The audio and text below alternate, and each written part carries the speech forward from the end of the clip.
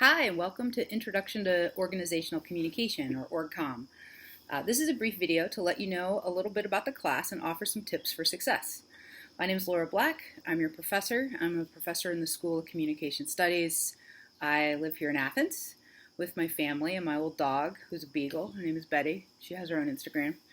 I studied decision making, conflict management, and dialogue in groups, and I used to work a little bit in business settings, helping do team building stuff. But now I do a lot of community work here in Athens to help leaders get input from community members about important public issues and help groups make good decisions. And I do some training to help leaders kind of develop their skills. So a lot of the stuff that we're learning in this class are things that are applicable to outside life, and I do a lot of that kind of engaged work. Here in COMS, I teach classes in group communication, qualitative methods, leadership, conflict, public engagement, this kind of stuff. I also really enjoy being outside, so I'm sitting here on my porch this morning. And before the pandemic, I used to play soccer every week, but these days, not so much. But anyway, a little bit about the class. So this class introduces you to the study of organizational communication, which is one of the main subfields in our department, one of the main areas in COMS. This is our book right here, and it's described on the Blackboard page with a link and all that kind of stuff, so you get more information.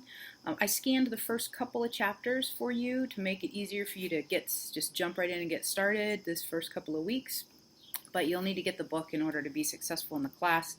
You can rent a digital copy from several different places, just looking around online. But let me know if you have trouble finding it. I can help direct you a little bit. So the class starts by looking at theories of organizing that communication scholars have used. And it takes a little bit of a historical path. So we start with these kind of older ideas about what it means to be an organization and how leaders and others in organizations should communicate. And then we move through kind of time until we get to more contemporary approaches to understanding organizing. But even these older ideas you'll find are still really relevant, and we'll always use contemporary examples. But the first half of the class sort of looks at how people have changed their thinking about what organizations are and what organizing means and how people should communicate. The second half of the class each week looks at a different communication process. So we'll have a week on leadership, we'll have a week on conflict management, a week on newcomer socialization, a week on technology and organizations, and so on. So, but the class sort of structure, it's completely asynchronous online, and so that means that we're not going to have any live classes or in-person meetings. I know that's not really what you signed up for.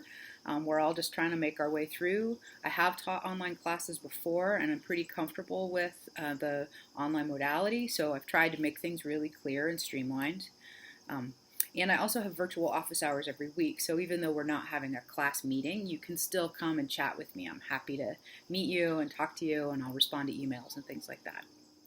So each week in the class we have a learning module. They become available and visible to you on Monday mornings, and they're there for the rest of the class, so you can always look backwards, but we only have one at a time that come kind of open and available to help you kind of stay on track with everybody else.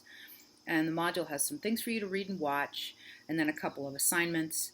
There's a brief quiz just to help you with making sure you're doing the reading. You can use your book, you can use your notes, all that stuff, because it's all, you're in your room or wherever you are. I'm not trying to monitor that. So open notes, use your materials, a quiz, and there's a discussion board where you will post something and respond to each other. Some weeks you have a brief reflection paper, and there's also a midterm exam.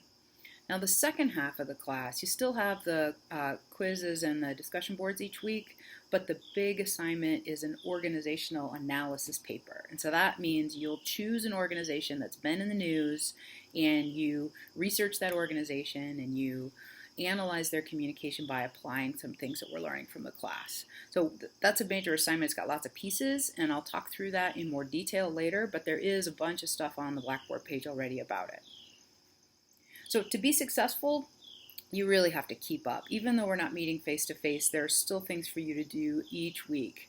If you fall behind, it can be super hard to catch up again because we just keep going and going and going, right? So if you're having trouble, reach out to me right away so that we can get you back on track.